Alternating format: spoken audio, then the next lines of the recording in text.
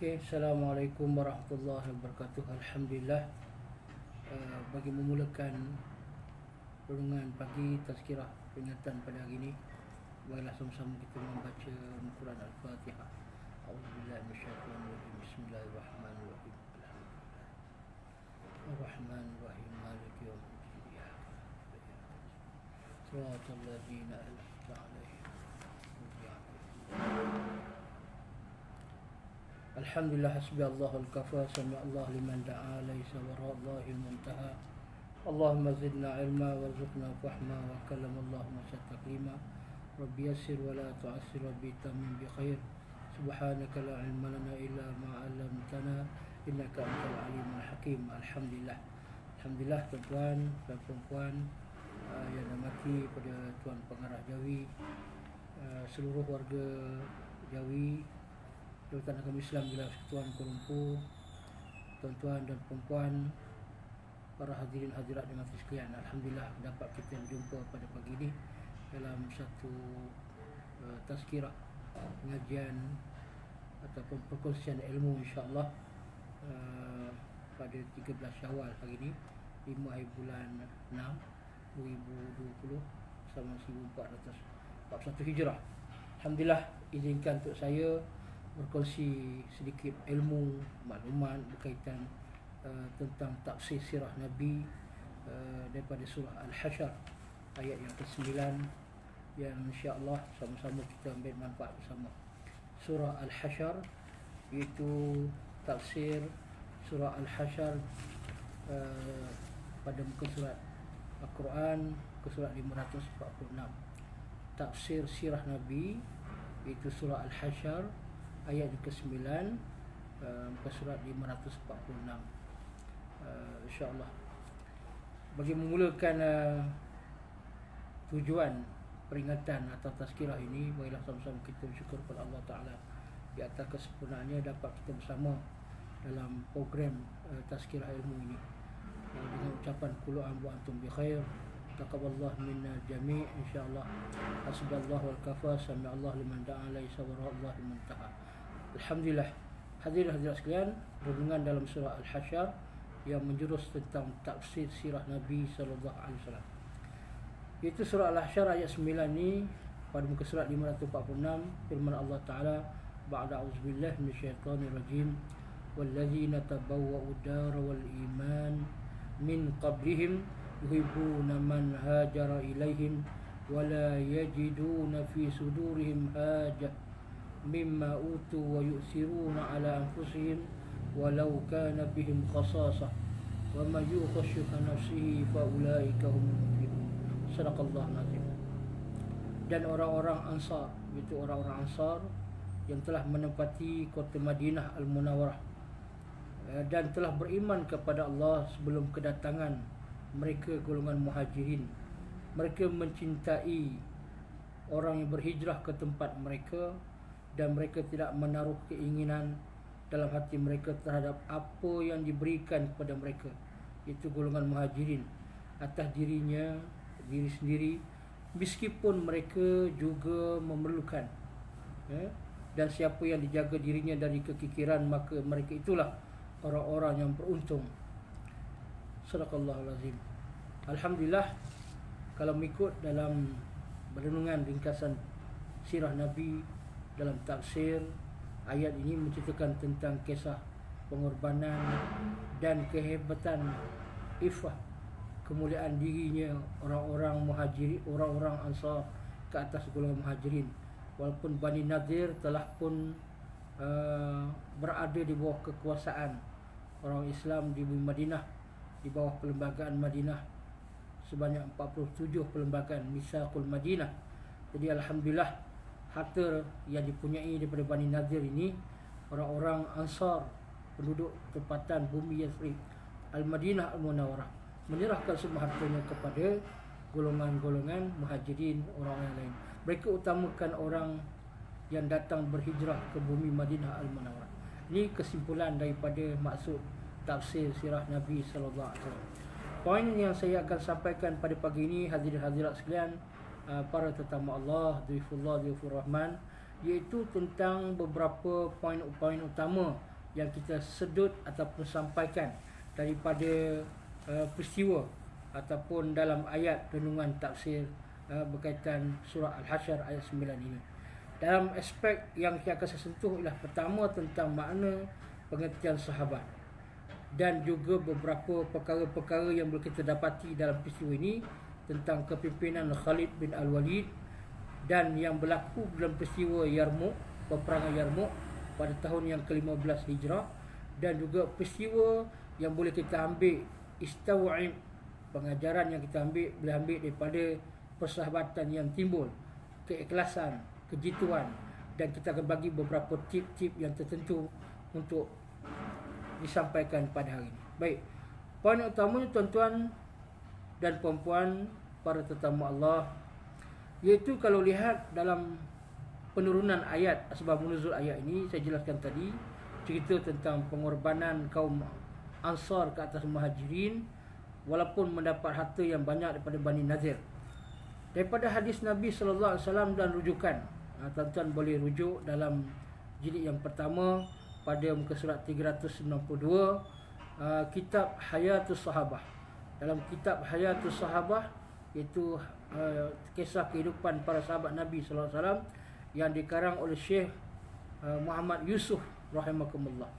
Syekh Muhammad Yusuf rahimakumullah dalam jilid yang pertama muka surat 392 menceritakan bahawa nukilan kisah dalam perang Yarmouk adalah menceritakan satu kisah pengorbanan tentang 3 orang sahabat. Sahabat tersebut, apa yang disebutkan dalam maksudnya hadis akhrajahu Abu Nu'aim wa Ibnu Askari bin Habib bin Abi Sabit radhiyallahu anhu. Disebut tentang ringkasannya hadis ini, cerita hikayat ini tentang 3 orang lelaki dalam perang Yarmouk. Pertama, Al-Haris bin Hisham. Yang kedua, yang disebut sebagai Ikrimah bin Abu Jahal. Dan yang ketiga, Iyas bin Rabi'ah. 3 orang. 3 orang sahabat. Apa cerita tentang 3 orang sahabat ni? Tuan-tuan rahmatullah, bagaimana kita nak ceritanya kisah bahawa riwayat yang mengatakan kisah pengorbanan sahabat ni korban untuk saudara dia sendiri. Okey. Dalam peristiwa ini diceritakan tentang kisah 3 orang sahabat ni lepas perang Yarmouk.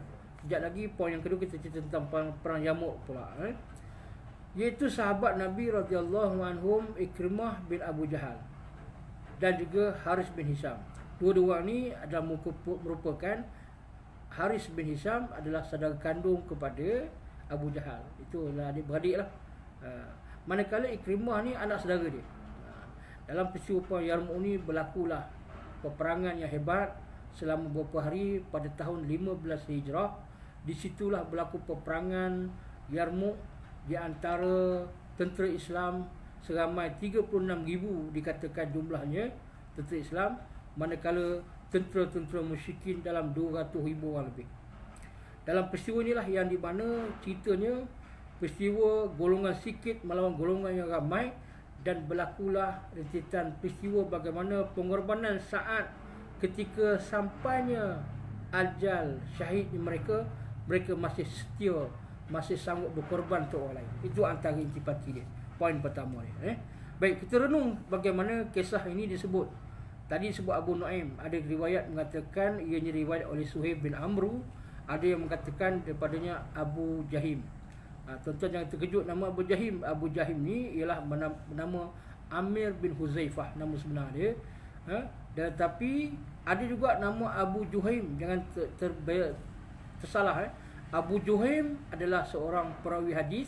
Al-Haris yang meriwayatkan hadis kalau bab fiqh, kalau di masjid atau di pengajian kita fiqh, Abu Juhaim ni merupakan Haris, seorang lelaki yang namanya Al-Haris. Dia membincangkan tajuk tentang meletakkan sepadan waktu solat bila orang melintas semayang, letakkan had sepadan solat itu. Dan bab berkaitan tentang Abu Juhaim juga, iaitu cerita tentang kisah bab-bab fiqh lah.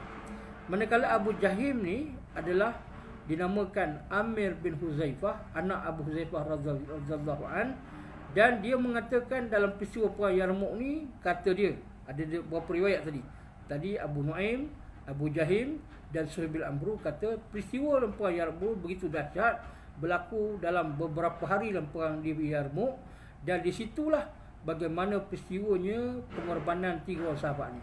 Luka parah. Nak ceritanya luka parahnya dahsyat tuan-tuan dan puan-puan rahimakumullah. Bayangkan 30,000 orang lebih lawan dengan 200,000 orang lebih. Lawan dengan Rom Byzantine Timur. Baik. Jadi dalam peristiwa ni dikatakan apabila saat-saat kemuncak peperangan berlakulah para sahabat yang syahid di medan jihad. Ramai para sahabat yang syahid dalam medan jihad ini. Kalau nak tengok currency-nya cukup ramai. Di antaranya ialah 4,000 orang para sahabat telah syahid, manakala tentera musyrikin 70,000 orang. Daripada 240,000 orang tu ada tentera musyrikin yang telah pun gugur mati dalam 70,000 orang. Banyak jugalah. Baik. Dalam peristiwa kisah mereka ini, macam mana nak ceritanya saat persahabatan, saat pengorbanan, erti pengorbanan ni. Bayang saat luka tuan-tuan. Nak ceritanya tuan-tuan rahimakumullah, apa yang disebut dalam peperangan Yarmouk ni, ataupun dalam kitab-kitab atau buku-buku sejarah, The Battle of the Yarmouk, yang berlaku pada tahun 20 Ogos pada 20 Ogos tahun 636 Hijrah bersamaan dengan 15 Hijrah, iaitu 4 tahun setelah wafatnya Nabi SAW. Baik, dalam peristiwa ini bagaimana berdepannya saat sengit dengan tentera Rom ni. Kejap lagi poin yang kedua, kita cerita tentang berkaitan tentang perang Yarmouk dan juga tentang kisah panglima perang. Baik. Allah sebut dalam Quran jelas bagaimana kam min fi'atin qalilatin ghalabat fi'atan katsiratan biiznillah wallahu ma'as sabirin. Sadaqallahul azim, surah Al-Baqarah, iaitu ayat yang ke-249. Golongan yang sikit boleh mengalahkan golongan yang ramai.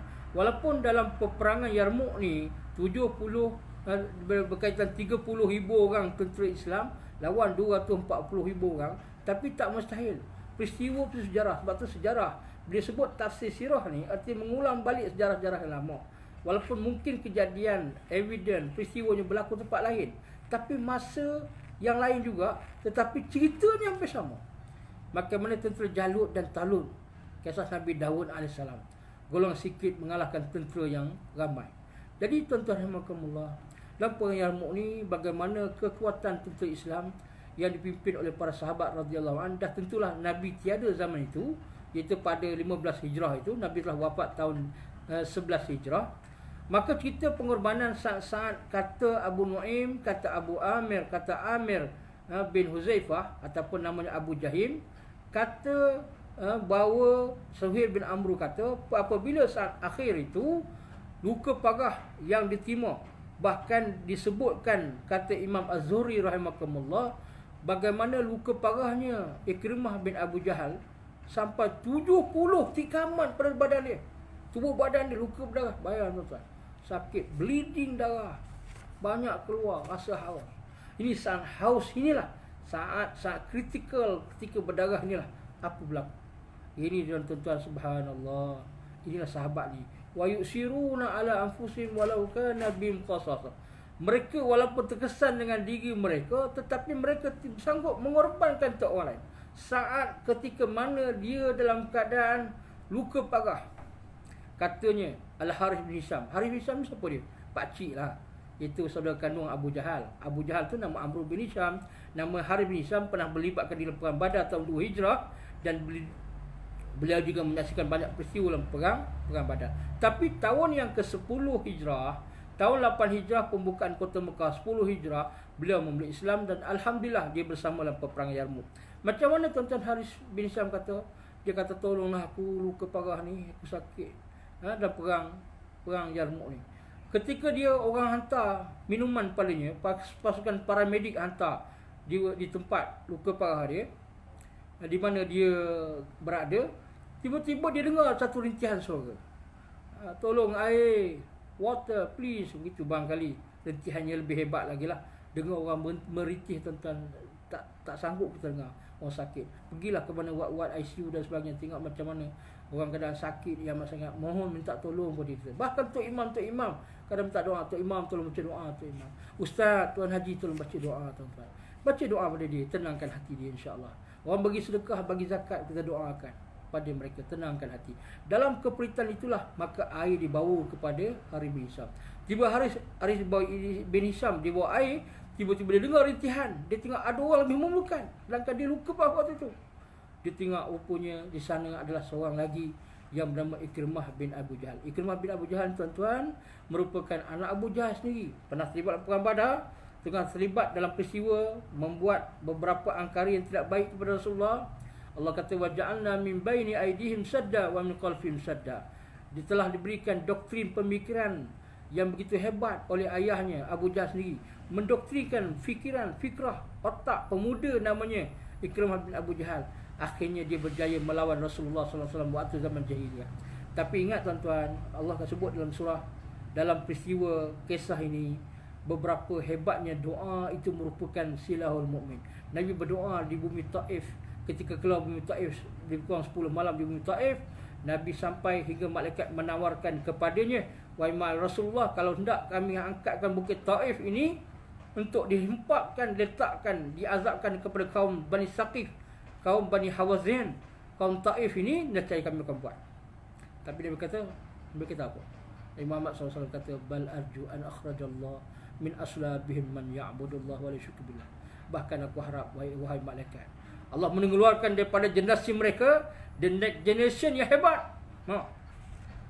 Orang yang tidak syirik kepada Allah dan menyembah kepada Allah Subhanahu wa taala. Terbukti tuan-tuan, setelah 8 Hijrah, bagaimana perubahan Ikrimah bin Abu Jahal. Mati ayahnya dalam perang Badar tahun 2 Hijrah. Akhirnya dia melawan pihak-pihak golongan orang-orang murtad di zaman Sayyidina Abu Bakar selepas wafat Nabi tahun 11 Hijrah, naik Abu Bakar, beliau menjadi panglima perang lawan golongan Musailamatul Kazzab. Kemudian pada tahun yang berikutnya dia masuk dalam perang Yarmuk, menyaksikan penyaksian syahidnya Ikrimah bin Abu Jahal. Ini tuan-tuan kita tak tahu. Tak tahu apa? Tak tahu bahawa Allah mustajabkan doa cepat ataupun lambat, tuan-tuan. Yang kedua, the next generasi berikutnya. Berdoa, tuan-tuan. Kita doalah pada Allah Ta'ala, supaya moga generasi-generasi kita yang akan datang menjadi insan yang hebat, cemerlang dunia dan akhirat, tuan-tuan. Doa, insyaAllah. Mentau doa kalian, doa tuan-tuan semua dimustajabkan oleh Allah Ta'ala. Ikrimah bin Abu Jahal menjadi panglima perang dalam peristiwa perang Yarmuk ni dan mati syahid. Beliau kata boleh terima saja air yang disampaikan pada dia. Dia kata dia nak minum tu, nak menghilangkan rasa dahaga, luka parah 70 tikaman, kata Imam Zuhri rahimahullah. Maka ketika nak minum tu, tiba-tiba ada orang minta pula. Siapa tuan-tuan? Iyas bin Rabi'ah radhiyallahu anhu. Dia kata tak apa, biar. Bagikan kawan lain. Subhanallah, tuan-tuan. Tak dapat nak bayangkan pengorbanan.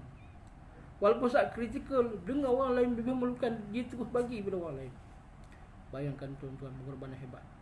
Iyas bin Rabi'ah ni siapa dia, tuan-tuan? Iyas bin Rabi'ah ni sahabat Nabi juga. Salah seorang sahabat yang nak pergi berhijrah, keluar berhijrah, tapi dia ikut Umar bin Khattab.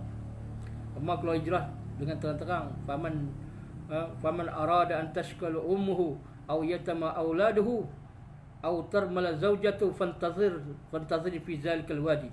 Kalau nak, siapa nak jadi isterinya janda, anak jadi yatim piatu, maknya kehilangan anak, saya tunggu aku. Ni cabar Umar waktu hijrah, awal-awal hijrah. Maka ikut bersama ila Iyas bin Rabi'ah. Ya bin Rabi'ah. Tapi sampai pertengahan jalan, datang Abu Jahal kata, Iyas baliklah ke rumah. Sebab apa? Mak kamu sekarang sedang bernazar, tak mau menguruskan diri, tak mau membersihkan diri, tak mau sikat rambut, nak berdiri tengah panas kalau kamu tak balik. Ini antara dilema seorang ibu yang musyrikah dengan anak yang beriman pada Allah Ta'ala. Baliklah Iyas bin Rabi'ah. Bila patah balik, tuan-tuan, dia ditangkap oleh Abu Jahal. Rupanya merupakan perangkap padanya.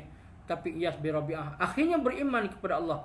Tahun yang ke-15 Hijrah ini, beliau terlibat peperangan ini, dan akhirnya Allah matikan mereka dengan mati syahid, tuan-tuan. Inilah, tuan-tuan, bila pasukan Parmadi tengok, punya dah meninggal, dah syahid Iyas bin Rabi'ah, patah balik jumpa Ikrimah.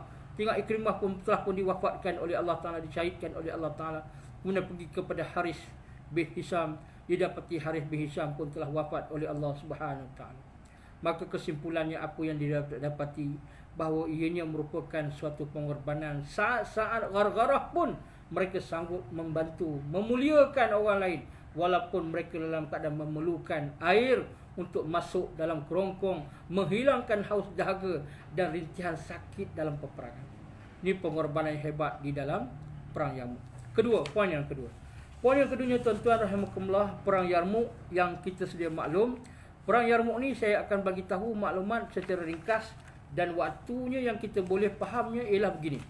Bahawa perang Yarmuk ni adalah perang lanjutan daripada perang Mu'tah. Perang Mu'tah berlaku tahun 4 Hijrah, waktu itu Nabi masih hidup lagi. Nabi hantar sahabat Nabi dipimpin oleh 3 orang panglima perang, iaitu pertama Ja'far bin Abi Talib, kemudian Zaid bin Sabit, Zaid bin Harisah, kemudian Abdullah bin Rawah. Ikut turutan.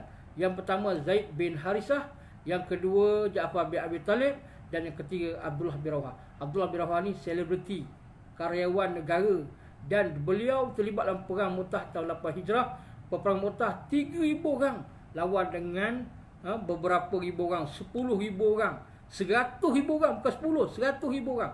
3,000 lawan 100,000. Tapi Allah Subhanahu surah Al-Baqarah Allah kata, kam min fi'atin qalilatin ghalabat fi'atin katsiratan bi'iznillah. Dalam perang Mu'tah ringkasannya, maka wafatlah ketiga-tiga peperangan, 3 orang paling perang ni tadi. Wafatnya Zaid bin Harisah, wafatnya Ja'far bin Abi Talib, dan wafatnya Abdullah bin Rawah. 3 wafat. Maka ketika itu terjadilah suasana perang yang jauhnya jarak. Kata Imam Bukhari rahimahullah, Nabi dapat menyaksikan peristiwa perang Mu'tah ni, iaitu di sepadan Jordan, di Jordan sana, di negara Arab itu, dekat negeri Jordan atau Yordan. Di situlah peristiwa berlaku peperangan Mu'tah itu. Dan bila jarak jauh tu, seakan-akan macam peristiwa Isra' Mi'raj juga, Allah nampakkan paparan skrin bagaimana Nabi kata sekarang wafatnya Zaid bin Harisah, bagaimana sekarang wafatnya Ja'far bin Abi Talib, sekarang wafatnya Abdullah bin Rawah. Sahabat-sahabat kata Allahu Akbar. Jauh perjalanan, tak ada screen saver, tak ada domain waktu tu, tak ada internet lagi, tapi Allah kabarkan kepada Rasulullah sallallahu alaihi wasallam.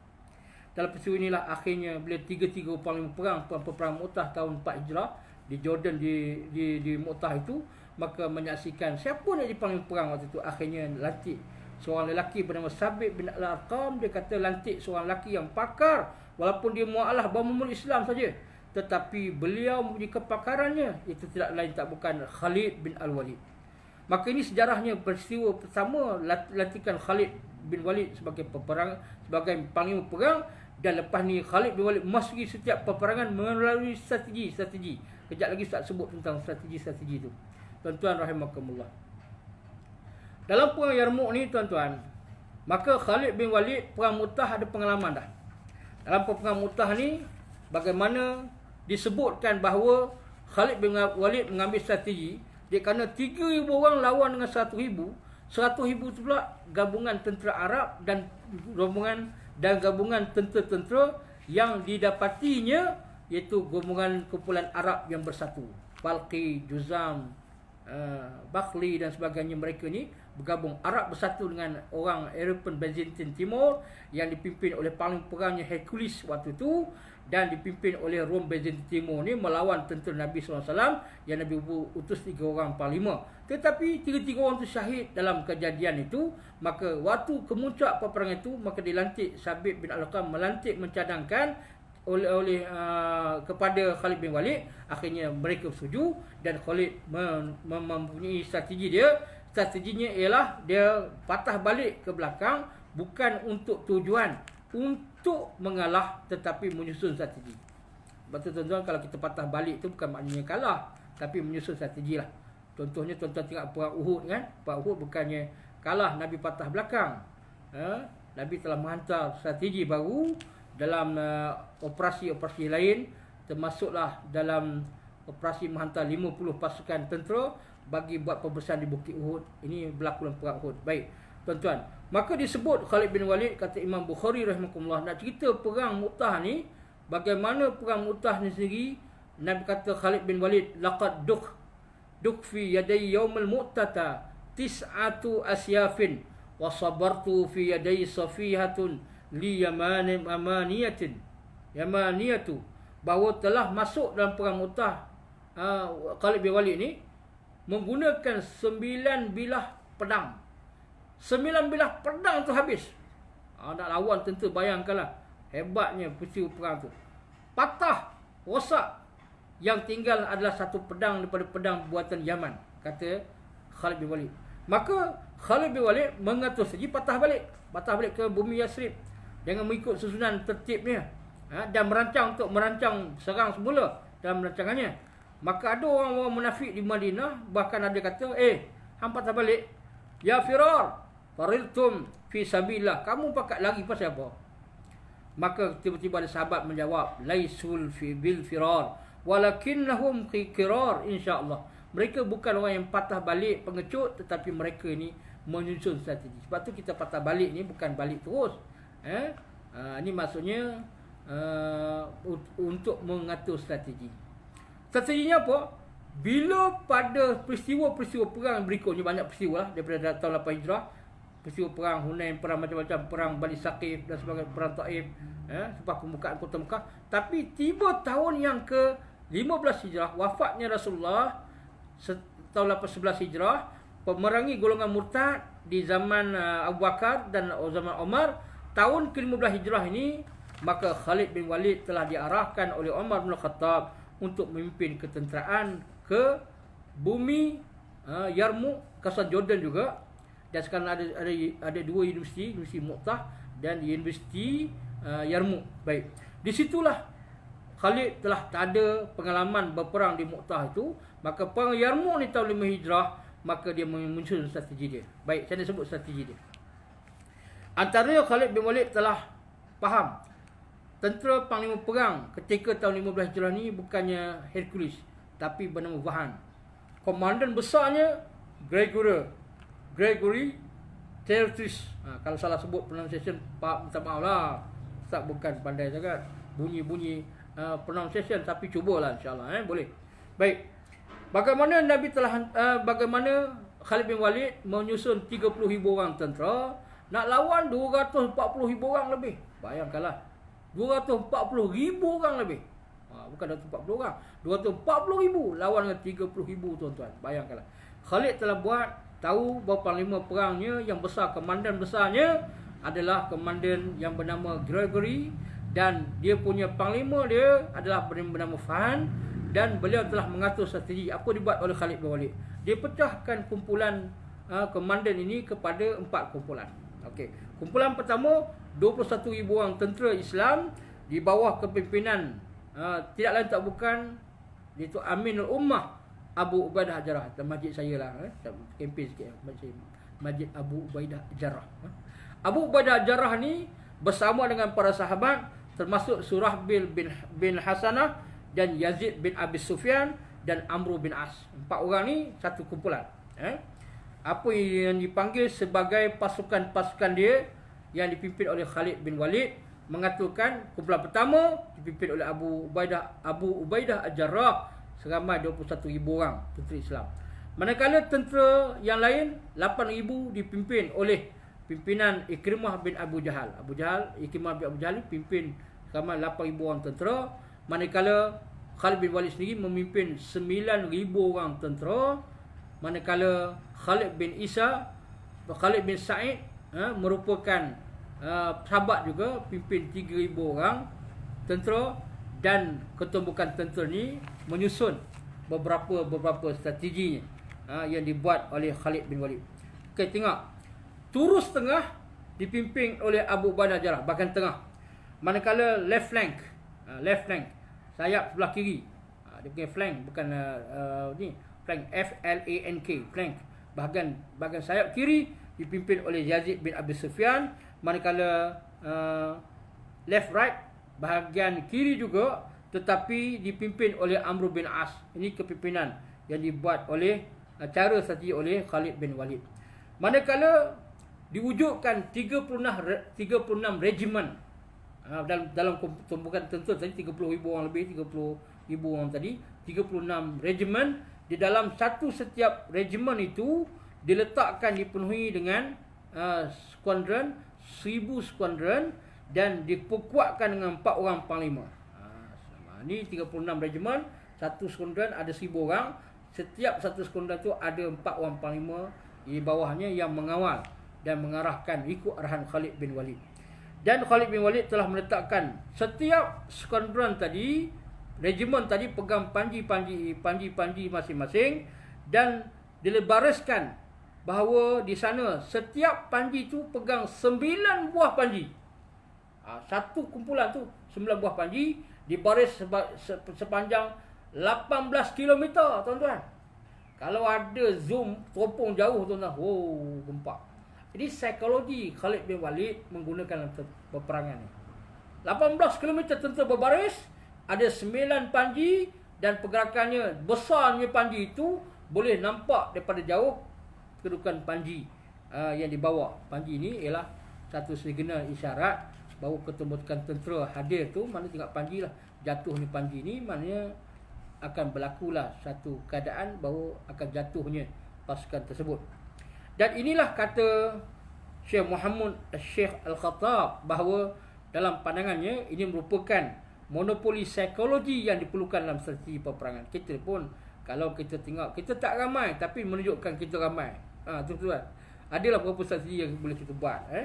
Baik, tuan-tuan rahimakumullah. Dalam peperangan Yarmouk ini juga, bagaimana kisahnya apabila berlaku peperangan. Peperangannya Yarmouk ni di bumi Yarmouk dekat Jordan tadi. Dan disitulah bagaimana berlakunya ianya, bagaimana telah adanya berapa peristiwa penting. Saya tak nak sebut keseluruhannya, semua panjang. Sebab di hari pertama, hari kedua, ketiga sampai 6 hari berlaku peperangan Yarmouk ni, peristiwa-peristiwanya.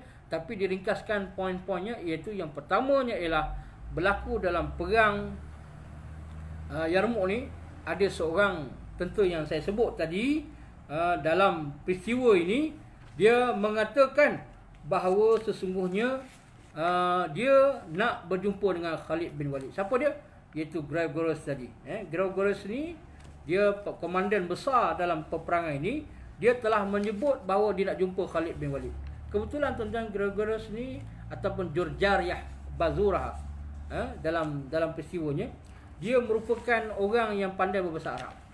So dia nak, jadi bagaimana dia nak rapat dengan Khalid ni? Dia masuk dalam medan perang, dia kata, Khalid, Saifullah Maslul. Saifullah Maslul. Orang terkejutlah.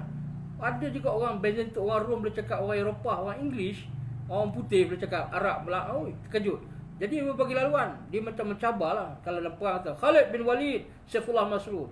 Jadi dia membawa dia jumpa Khalid bin Walid, nak bertempur.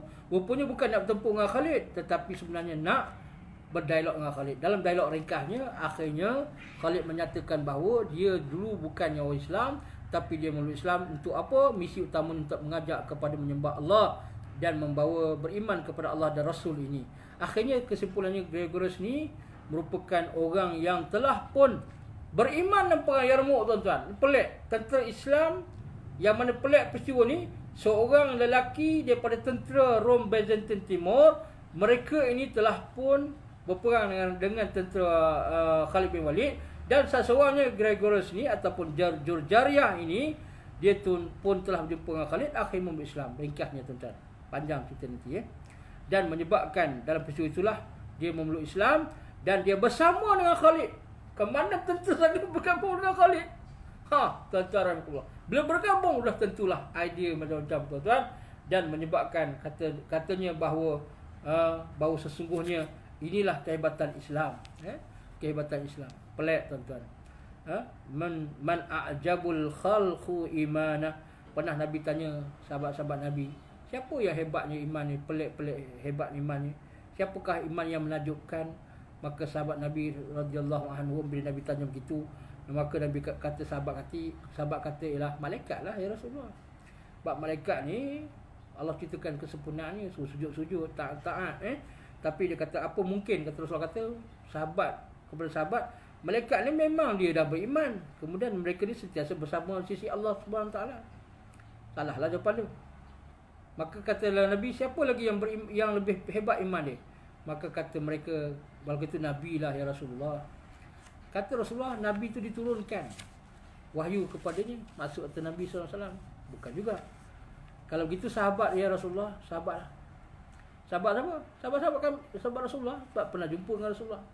Maka Nabi kata dengan maksudnya, kalau sahabat-sahabat Nabi ini benda biasalah. Rasulullah duduk dengan sahabat, jumpa sahabat.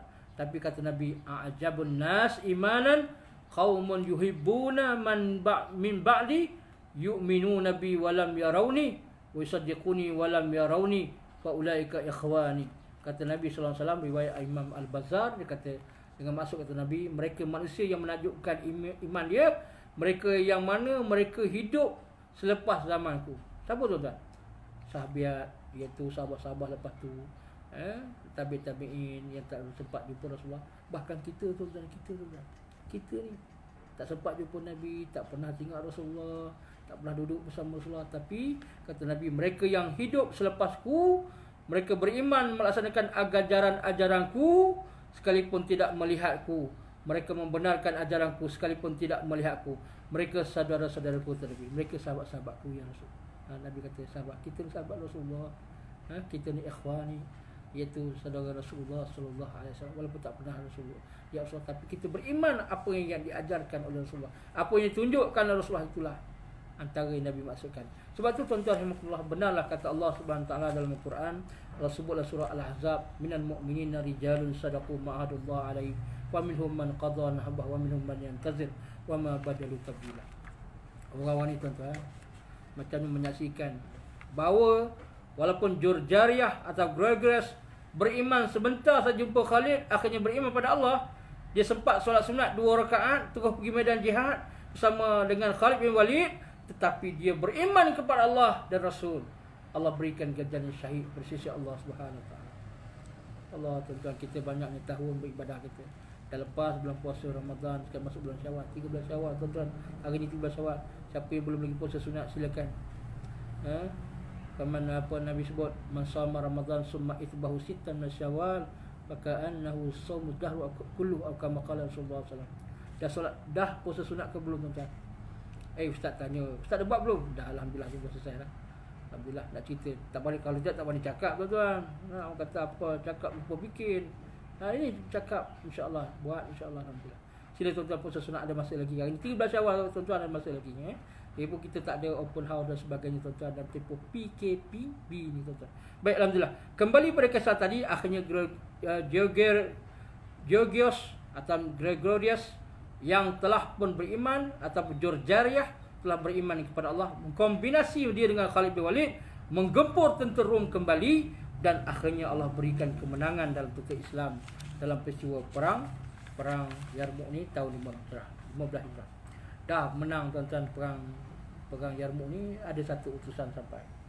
Surat sampai kepada Khalid bin Walid, mengatakan bahawa Khalid bin Walid, bahawa hendaklah kamu mengambil kesempatan perang Yarmouk ni, iaitu dengan meletakkan bahawa keyakinan kemenangan ini adalah milik Allah Subhanahu Taala. Tuan-tuan rahmatullah, walaupun kalau katakan kepada Khalid bin Walid ni bahawa ingat, walaupun kamu mempunyai ikon yang hebat, kekuatan minda, kekuatan strategi, tetapi semuanya adalah milik Allah Subhanahu Taala. Sebab tu tuan-tuan rahmatullah, bila Khalid bin Walid dah menang perang Yarmouk ni, tentera Islam pun dah berada di kemuncaknya, maka didapati bahawa sesungguhnya apa yang didapati bahawa ketaatan pemerintah bila ada arahan saja terima. Ni kesimpulan poin yang kedua, dalam poin yang kedua tadi, poin Yarmouk, ada saja arahan terima daripada ketua kepimpinan. Ini antara dalam peristiwa yang kita dapat kasih sayang sahabat radhiyallahu anhum ini menceritakan kisah begitu. Bagaimana Khalid bin Walid bila sebut saja itu, di zaman itu, zaman Sayyidina Umar bin Khattab. Umar bin Khattab ni dengan Khalid bin Walid ni saudara tuan-tuan, sepupu.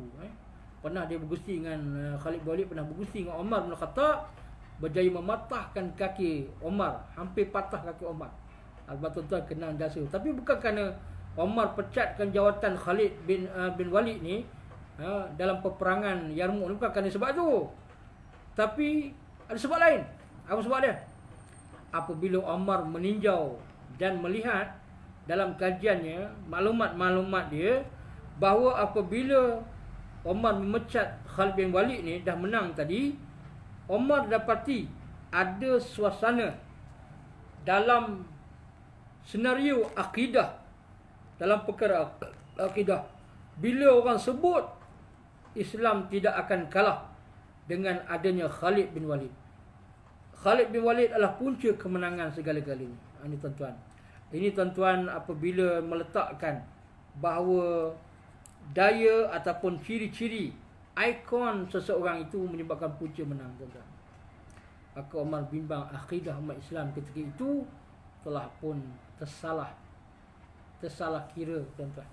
Maka Umar hantar satu surat kepada Khalid bin Walid minta menyerahkan jawatan panglima perang di dalam peristiwa perang Yarmouk, dan lepas itu diambil alih oleh Abu Ubaidah Al-Jarrah. Khalid bin Walid macam mana, tuan-tuan? Kena surat.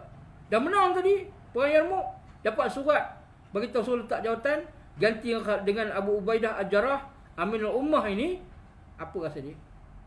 Khalid orang yang beriman pada Allah Ta'ala di Sabah. Khalid ini tuan-tuan pernah dulu tahun zaman Nabi SAW, Nabi telah hantar satu utusan hantar Khalid ke satu tempat untuk kutip zakat. Dalam peristiwa Quraisyah, dan peristiwa Quraisyah satu kabilah Arab, tiba berlaku silap masalah, ada silap sikit lah, silap fahamnya panjang cerita dia, tapi kisahnya apabila Nabi kata man aula minkum fahuwa Ali, siapa yang mulia di kalangan kamu bahawa dia tu Ali, ulama-ulama Syiah ataupun Syiah kata inilah pelantikan meletakkan Ali sebagai khalifah. Tak, bukan. Itu nak menunjukkan bahawa sesungguhnya pelantikan Ali sebagai menggantikan Khalid bagi menguruskan hal urusan-urusan zakat ketika itu. Maka berlaku sebaliknya bila hantar Khalid ni tegas orang dia, dan ada ciri-ciri yang menyebabkan orang akhir tak mahu, akhir berlaku perbalahan. Maka Nabi gantikan Khalid bin Walid dengan Ali bin Abi Talib karamallahu wajhah. Sebab benda ni isu biasa, tak ada isu sebenarnya. Jangan ada yang nak provokasi, jangan, tak ada. Khalid pernah bukan dipecat, digantikan tugas dia. Khalid dalam peristiwa ni bukan sebenarnya dipecat, tapi digantikan tugas ni, takut bimbang, Umar bimbang tentang masalah akidah iman kepada Allah Subhanahu Wa Taala. Akhirnya Khalid jumpa dengan Abu Ubaidah Al-Jarrah. Dia kata, wa amal an fa innaka anta amiri wa qa'idi wa ana laka jundil amin salsulni ati'aka.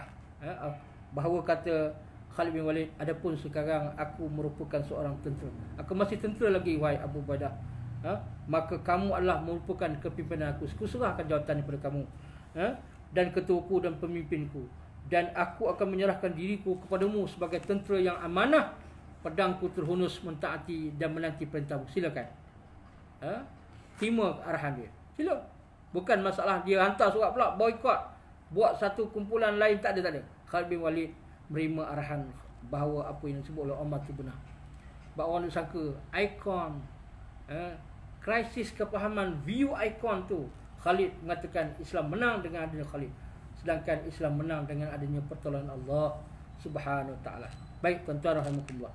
Lepas tu ada berkata bila Khalid bin Walid tahun peristiwa di Quraisyah tadi, kabilah tadi, yang orang dia bergaduh dengan, bertengkar lah dengan Abdul Rahman bin Auf.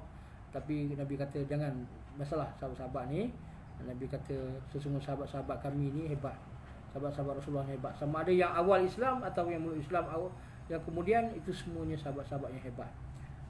Nabi kata fa in ahadukum law anfaqa misla udin zahaban lam yudrik muddan ahadun. Kalau nak letakkan secepat atau seberkas mud emas sama dengan bukit Uhud sekalipun, tak sama nilai jasa bakti sahabat Nabi radhiyallahu an. Maka sebab itu tuan-tuan rahimakumullah, Khalid ni akhirnya di dalam kitab Futuhul Islam telah pun berjaya bersama dengan Jorjariyah tadi memerangi golongan-golongan Rom yang 240,000 orang tadi, dan akhirnya golongan ini telah berjaya mematahkan kekuatan tentera Rom. Akhirnya Khalid bin Walid mendapati bahawa sesungguhnya apa yang dikatakan tadi benar, bahawa sahabat-sahabat ini kalau dia bertawakal di strategi dia, maka akhirnya berlaku kemenangan sisi Allah Subhanahu Wa Taala. Ini poin yang kedua yang boleh saya sebut pada hari ini. Poin yang ketiga ialah kedapatan apa yang saya sebut dari surah Al-Hasyr tadi, ayat 9 yang kita sebutkan, bacakan pada awal tadi, pada muka surat 546 ni. Kedapatan poinnya, kesimpulan kepada apa yang saya nak bawa ini, iaitu kesimpulan yang pertamanya, saya dapati bahawa dalam peristiwa Perang Yarmouk ni, walaupun ada kisah tadi yang diriwayatkan oleh Abu Nuaim ataupun Abu Jahim ataupun Suhaib bin Amru mengatakan kisah sahabat-sahabat ni tadi di dalam Perang Yarmouk, pengorbanan, walaupun haus, dahaga, luka parah, tapi akhirnya mereka sanggup berkorbankan air untuk mereka, sahabat-sahabat yang lebih memerlukan. Tapi kesimpulan yang saya dapati bahawa pertamanya ialah nilai-nilai sahabat yang disebutkan oleh Rasulullah sallallahu alaihi wasallam. Dia ada makna sahabat, ada makna kawan, ada makna teman. Banyak interpretasi ataupun penilaian dia. Kata sahabat-sahabat ni, apa maksud sahabat ni? Kawan yang rapat dengan kita, yang tahu dan faham. InsyaAllah pada masa yang akan datang, kalau ada kesempatan kita nilaikan atau perincikan makna sahabat, kawan dan sebagainya, barangkali sudah pun disebut oleh mana-mana penceramah lah.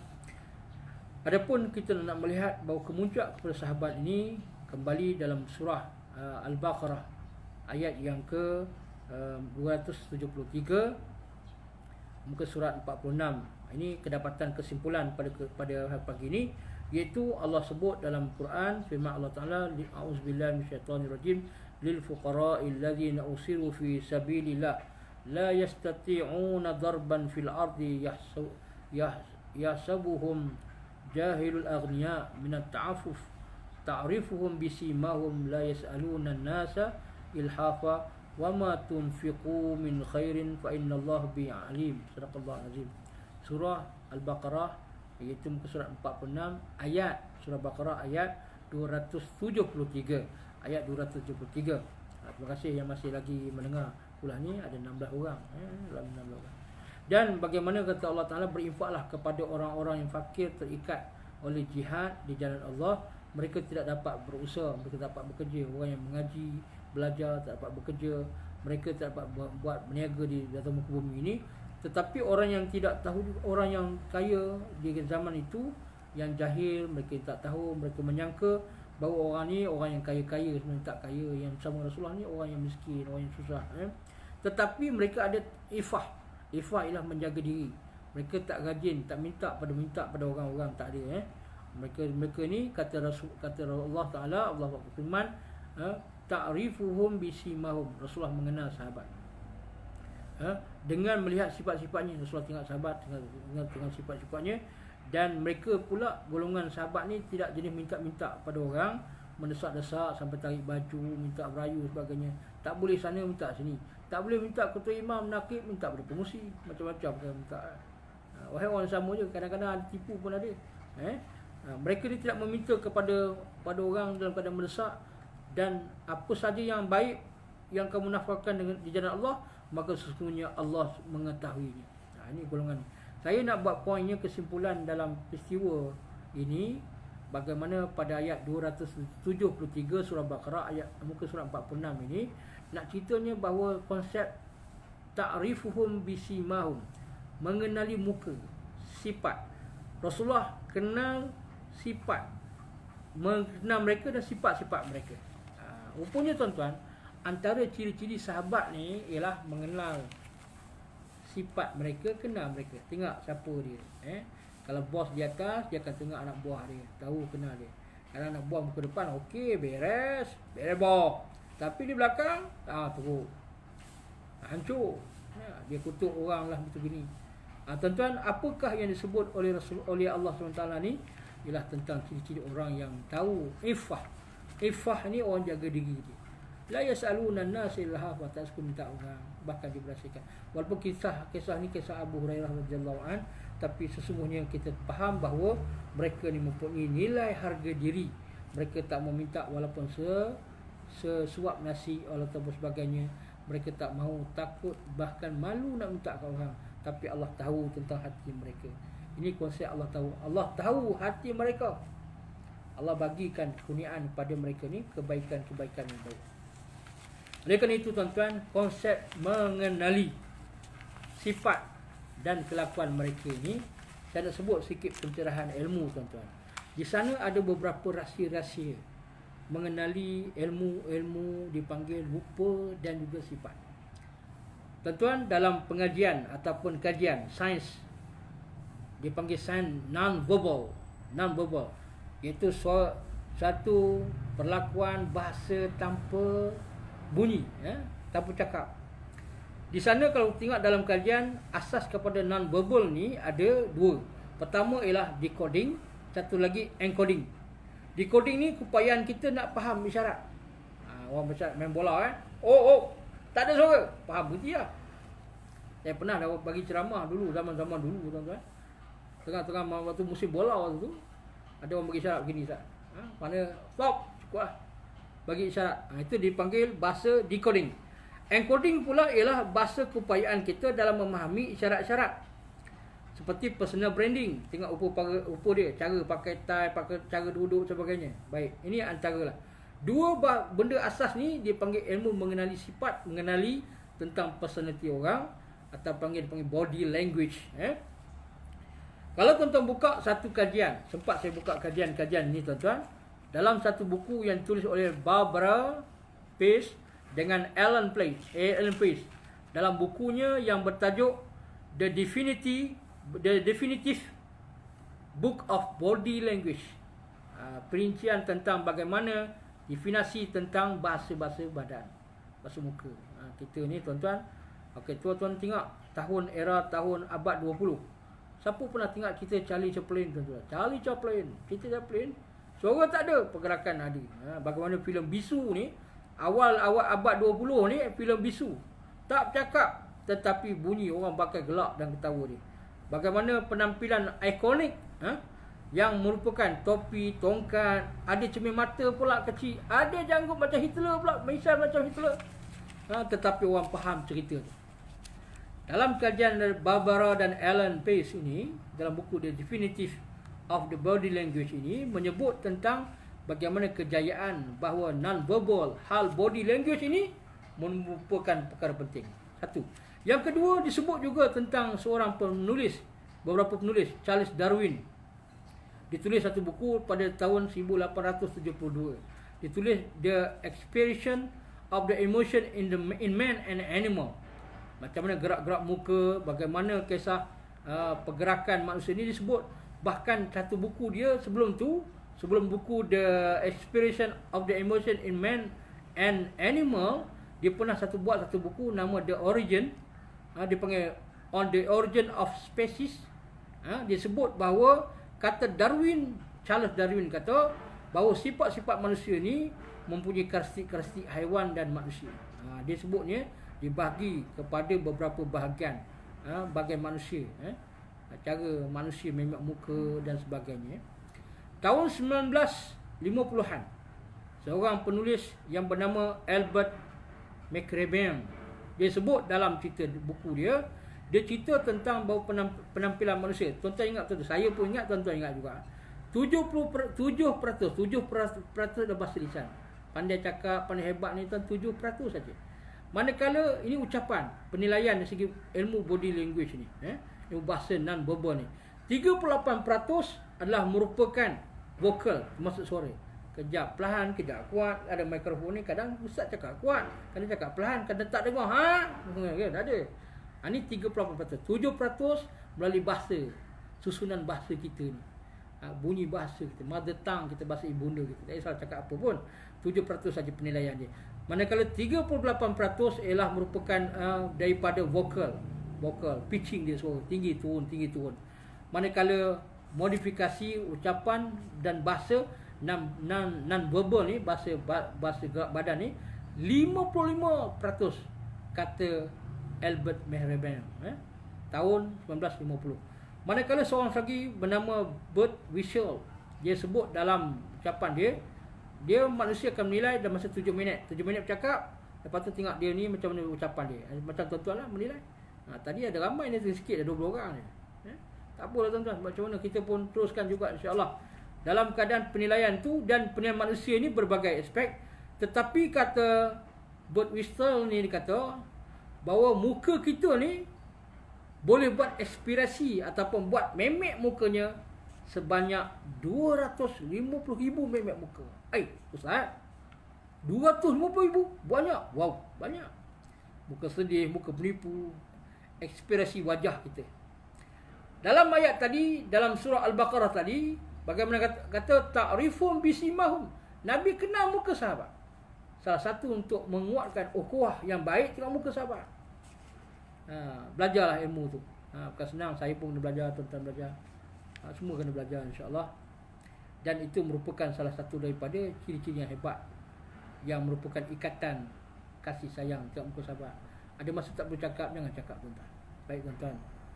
Kesimpulan yang kedua yang boleh saya dapat daripada tazkirah hari ini, insya-Allah hampir 1 jam, bahawa kita dapati bahawa persahabatan ni ada beberapa tip untuk mengukuhkan persahabatan, kasih sayang sahabat. Iaitu kalau kita tengok ada 7 cara. 7 cara dia, yang mana kalau boleh 7 perkara ni boleh menyebabkanlah, kita kata, sebab dia akan berlakunya terjalin ukhuwah yang baik, kawan yang baik. Satu, yang pertama, iaitu sedia dihubungi. Maaf, tuan-tuan. Sebagai kawan ni, kalau boleh mudah dihubungi, senang dihubungi. Kita punya bos kita bila-bila 24 hours responsif, kata bos. Alhamdulillah. Tanya bos, dan kawan-kawan yang lain responsif. Segera hubungi, malam ke siang hubungi. Jika ada, itu benar kawan yang baik. Jangan selalu mengelak. Allahu Akbar. Itu pertama. Yang kedua, sentiasakan raikan dan jayakan, sokong dia bila dia berjaya. Sahabat bila berjaya, maka kita akan ucap tahniah, congratulations, mabruk alaik, dapat anak baru, mabruk alaik, berjaya pos 6, alhamdulillah, mabruk alaik, taqabbalallahu minkum jami' jami' dapat sokongan, dapat naik pangkat, alhamdulillah, berjaya. Kemudian kejayaan dunia akhirat tu, itu yang kedua. Yang ketiga, tuan-tuan rahimakumullah, kita lihat juga bahawa layanilah kawan dengan sebaik-baik. Layan dia dulu. Kalau contohnya layan ni, maksudnya jangan layan-layan, bukan, maksudnya tidak bagi alasan lah. Kalau dia datang kepada kita, kita selesakan dia. Bahkan ada satu adab, kalau datang ke rumah kawan-kawan kita, bagilah walaupun segelas air minum. Walau jur'atun minal ma, bagilah air segelas, jadilah. Walaupun tak ada masak rendang, lemang sebagainya, ataupun kawan-kawan raikanlah, datang pejabat ke kan, raikan dia walaupun segelas air minuman sabun, jadilah. Itu makna sahabat, makna kawan yang hebat. Yang keempat, selalu tanya diri dia, tanya khabar dia, apa khabar, WhatsApp dia, Telegram dia, Facebook dengan dia dan sebagainya. Elakkan bila kalau kita tanya dia pula, jangan bila kita berbual tu kita monopoli suasana, tanya dia, apa khabar, lama tak jumpa, kita pun jumpa di Facebook, kita sekian-sekian tahun. Bagi peluang dia bercakap banyak. Jangan kita banyak-banyak, yang kita monopoli pula. Baik. Yang kelima ialah sentiasa bersikap positif. Jangan kita cerewet carikan kesalahan kawan-kawan dia. Tahu kawan kita ni dulu kerja apa dulu, sama ngaji surat agama je. Tapi tiba-tiba tengok dah jadi, kau teruk betul apa dengan kau sekali. Jangan kutuk dia. Jangan bersikap positif. Bagikan, rangsangkan dia dengan suasana yang hebat. Kemudian yang keenam ialah carilah sahabat untuk mengekalkan persahabatan. Sedia tolong dia. Kalau dia perlukan pertolongan, maka kita perlukan mana yang boleh mampu. Kita mampu untuk tolong dia. Jadilah orang yang pertama datang menghulurkan tangan. Tengah ada musibah, cepat-cepat kita datang. Itu antaranya cara untuk memberikan keakraban, kekuatan. Yang ketujuh, jangan berlaku konflik. Elakkan konflik. Jangan bergaduh dengan dia. Jangan isu sensitif. Oh, you lain, you want apa? I want apa? Alah. Jangan. Elakkan benda-benda yang konflik. Jangan cerita benda negatif tentang kawan-kawan yang lain. Tak mau, takut dia merupakan kawan dia dan sebagainya, terkena. Jangan. Jangan terlalu sibuk dengan kawan lain. Jangan meletakkan satu yang penting, tuan-tuan, dalam perkara ketujuh ni, elak konflik ni. Jangan wujudkan sistem ataupun cara ataupun perkara yang berkaitan perniagaan. Tengah jumpa tu lah, baru dia faham, oh selama ni kau jumpa aku bukan tujuan lain nak berniaga kau nak buat multi level ke sebagainya. Tak mau. Kita jumpa ni bukan tujuan untuk berniaga, untuk merapatkan hubungan kawan yang telah lama berpisah. Oleh kerana itu, tuan-tuan, kesimpulannya, tuan-tuan rahimakumullah, tadi penutup dia, maka mengekalkan sahabat itu sukar sebenarnya.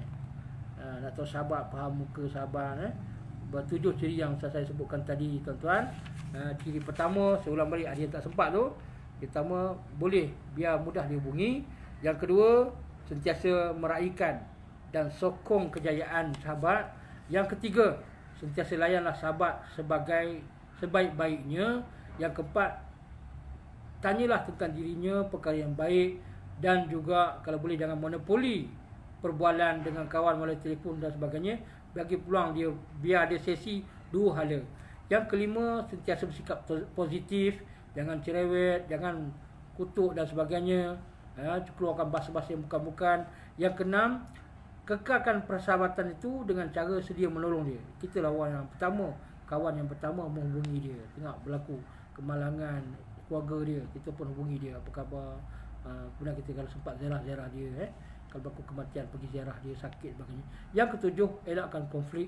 Konflik ialah jangan bincang benda sensitif, jangan cakap yang apa-apa tentang negatif kawan-kawan, jangan sibuk tentang hal-hal lain, jangan mengadakan urusan perniagaan bila jumpa dengan dia. Itu yang ketujuh.